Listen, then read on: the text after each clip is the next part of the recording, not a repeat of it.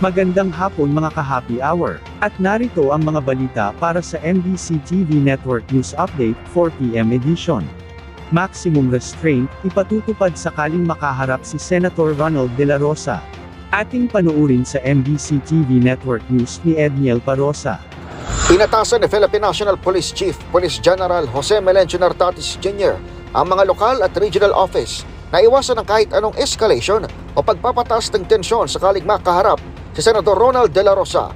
Kasuro dito ng report na itinuturing ng National Bureau of Investigation bilang armed and dangerous ang mambabatas na dati na rin nagsilbing hepe ng pambansang pulisya. Ayon kay Nartatis, dapat manaig ang operational protocols at human rights standards sa mga aksyon ng police sa ground. Ginawa ng top cap ang direktiba kasabay ng apela kay Bato na pairalin ang sense of duty bilang inirerespeto ng institusyon ng PNP. Kung pwede naman siyang mag-surrender, yield himself. And that is the most peaceful means of Una nang inilarawan ng CIDG si De La Rosa bilang good intelligence officer, kaya aminado silang hindi magiging madali ang pagdakip sa dating PNP chief. The mindset of Senator De La Rosa is the same as the mindset ng mga Philippine National Police personnel na active na yun. We must remember na dati siyang PNP officer. Samantala, hindi man direktang tinalakay ang manhunt sa flag raising ceremony sa Campo Crame ngayong umaga, nagpaalala si Nartatis sa mga tauhan na maratiling patas sa pagpapatupad ng batas. Para sa MBC TV Network News, ako si Edniel Parosa ng Razor H. Una sa Pilipinas, una sa Pilipino.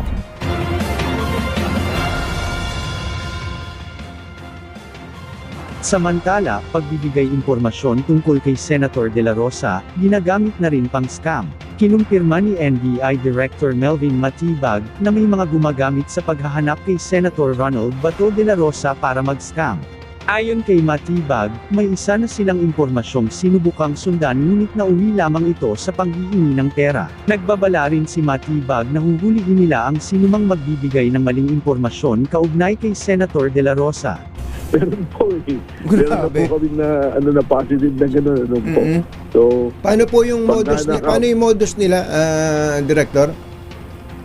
Sasabihin po kunyari na, kasi may mga lumabas na news, di ba po, kanya-kanya mga balita na itong, so ngayon, susundan yung kwento na yun.